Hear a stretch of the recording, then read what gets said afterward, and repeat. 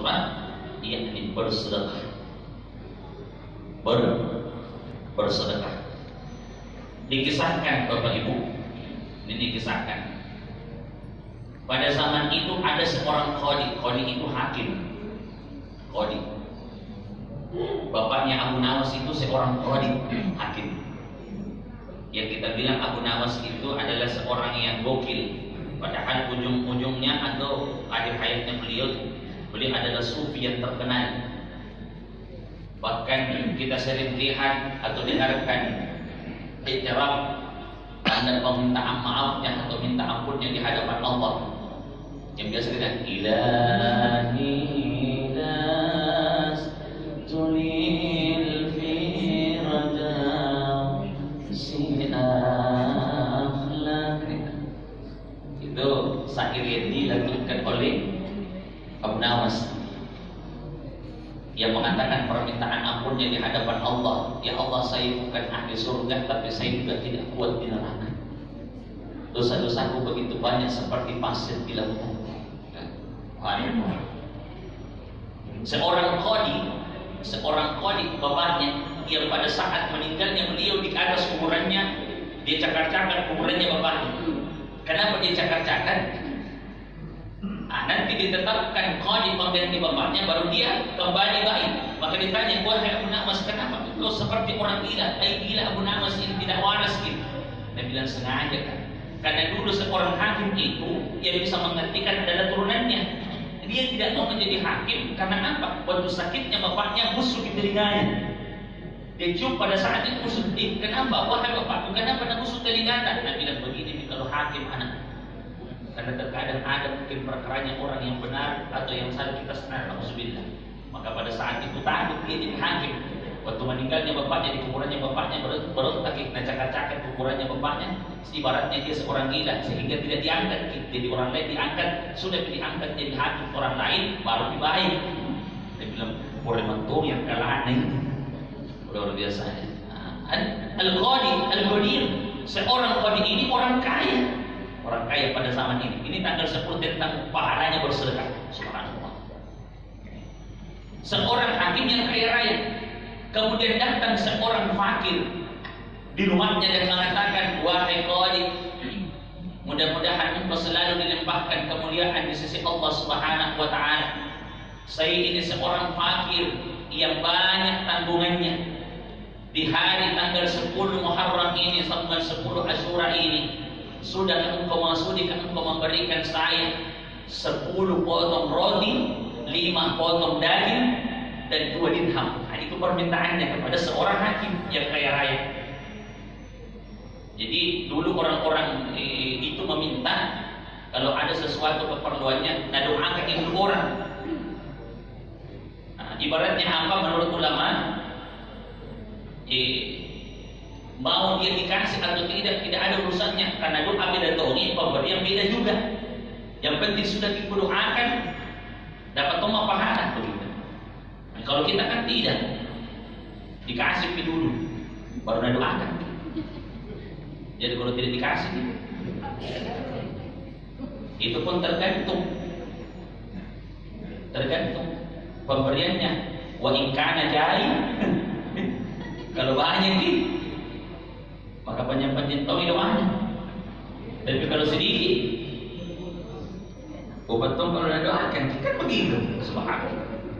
Beda dulu. Kalau dulu doakan itu orang, mudah-mudahan engkau sehat panjang umur dan Allah berikan rezeki. Bukan karena mau dikasih, tidak. Tapi dalam urusan doa tidak serah kau mau kasih setelah ini, yang penting sudah didoakan, tapi tidak diberikan. Apa Nabi bilang itu hakim kan? Sebentar sore baru datang, datang sore. Dari bentar malam lagi baru datang, datang di malam tidak kunci. Kan ada tuh biasa begitu, datang pas bentar, datang apa lagi besok. Tapi dia orang datang tidak pernah jadi akhirnya sampai malam tidak jadi. Maka pada saat itu beliau berjalan,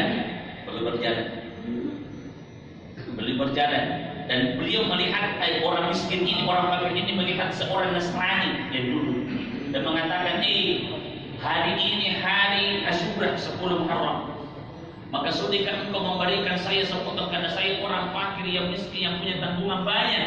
sudah kau memberiku 10 potong roti, 5 potong daging dan 2 dirham.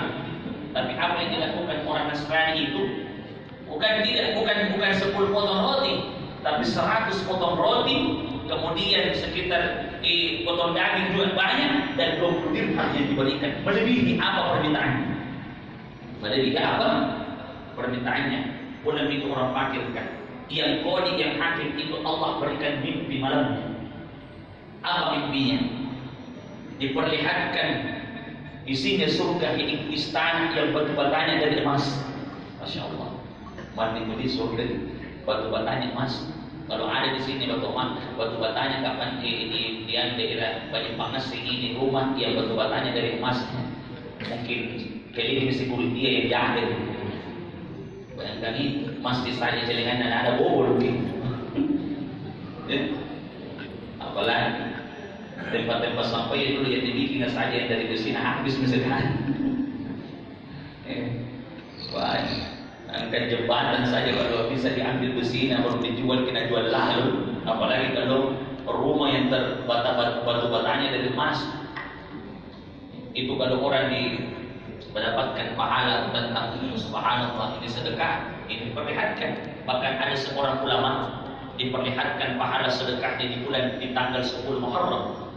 Apa yang diperlihatkan? Karena ulama itu berbaik, karena orang itu yang ahli ibadah luar biasa ibadahnya, belum ada istrinya. Maka diperlihatkan bidadari.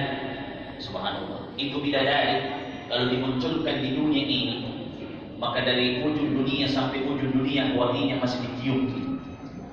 Bidadari, dia makin bidadari. Pramugari masa aja pernah lewat gitu. Ada biasa video itu. Kalau nama apalagi bidadari. Yang pada saat itu bidadari itu mengatakan, bertanya gini waktu dalam mimpinya, kamu siapa? Ini seorang. Dia bilang, saya adalah istrinya.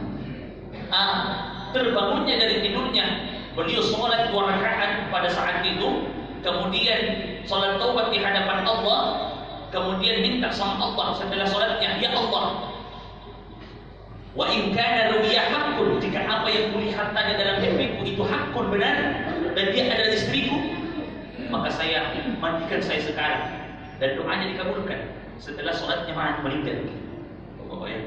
Karena itu milik surga dan lihat sama. Kode ini diperlihatkan 2 istana yang batu-batanya emas, berlian di semua perhiasannya, dan tungan-tungan lampunya semua berlian.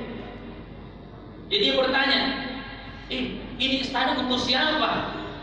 Maka terdengar kata malaikat, untukmu sebenarnya, tapi kamu tolak. Kenapa? Tadi ada yang meminta, ada seorang fakir minta sedekah untukmu darimu, tapi kamu tidak berikan, dan istana ini diberikan kepada orang Nasrani yang mengambil. Jadi pada saat itu apa? Terbangun ngajari itu siapa seorang Nasrani yang memberikan sedekah kepada seorang fakir itu ngajari. Nah suruh carikan orang kaya, betul dapat ada tanya. Amalan apa yang kamu lakukan kemarin? Ini orang Nasrani kaget, kenapa dengan tahu saya berbuat baik kemarin. Dia bilang itu sedekah yang kamu lakukan, yang kamu berikan kepada seorang fakir yang 20 dirham, saya ganti 1000 dirham. Dia bilang, kenapa? Anda ceritakan mimpinya. Dia ceritakan mimpinya kepada seorang Nasrani. Bilang, biar nu beli bahkan seluruh dunia ini nu kasihkan, tidak mau jual itu sedekah tu tadi. Tidak mau. Kenapa? Tidak ada juga manfaatnya sama kamu. Kamu kan bukan orang Muslim. Dia bilang, mulai saat ini asyhadu an la ilaha illallah wa asyhadu anna Muhammadar Rasulullah, dan saya benarkan agama Muhammad. Selesai. Makanya kalau mau afdal bersedekah di tanggal 10 Muharram. Dan cuma kebiasaan kalau Bugis Makassar bersedekah JP di pada JP apa? JP Surah. Padahal kalau mau dipanggil JP Surah Bapak Ibu, sedikit di pahalanya kita dapat, karena banyak orang bari di BSD basi di JP. Nah, karena banyak orang bawakan tidak namakan. Karena tidak semua orang suka JP. Iya, betul tidak Bapak Ibu? Silakan buat tuh, makin kalau mau sebagai tanda syukur kita, baru kita bagikan. Tapi tidak semua itu suka JP. Kalau mau bersedekah yang simpel apa? Afdal sedekah duit. Jadi afdal sudah kaya duit. Ada yang tidak suka duit? Jadi afdal sedekah itu uang. Subhanallah, uang itu yang afdal. Bayangkan kalau itu buat jabatan tadi diganti amplop baru 50.000 satu amplop baru dibagi-bagikan. Tidak ada orang tidak suka. Orang diinfus saja mau mati kalau dibawakan uang banyak.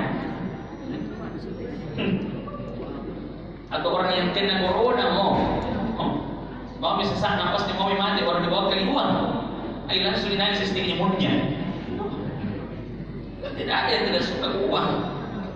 Makanya afdal wa khairuha, afdalnya sedekah duit uang, wa khairuha, dan sebaik-baiknya duit itu jaina.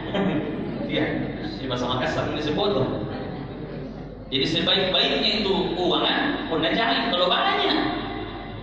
Tapi tidak semua orang suka dikasih uang. Kenapa Ustaz? Ternyata ada seorang ulama yang tidak senang kalau dikasih uang. Ini makanya beda dengan kita. Pada saat itu dibawakan 100 dirham. Ya 100 dirham itu sekitar ratusan juta. Dibawakan ulama. Apa Nabi bilang? Apakah kau mau masukkan? Apakah kau mau keluarkan saya dari daftar namaku seorang miskin menjadi seorang kaya dengan kau berikan saya uang? Yang sampai-sampai nanti di akhirat saya dimasukkan ke dalam surga 500 tahun bisa setelah orang miskin. Jangan, ambil minta uang. Jadi takut ki. Jadi ini makamnya beda dengan kita. Saya bilang, kenapa lu kasih ke uang banyak? Berarti kalau lu kasih ke uang banyak jadi orang kaya, bukan orang miskin. Nah, karena Nabi pernah mengatakan orang miskin duluan masuk surga daripada orang kaya 500 tahun jedanya. 500 tahun jedanya. Jadi tidak boleh saya di belakang masuk surga. Makanya mau jadi miskin, Nabi bilang, bukan berarti kita mau harus miskin, tidak. Ini makanya beda dengan kita, beda tingkatan keimanannya sama kita. Kalau kita ini kalau kaya kita banyak berbagi.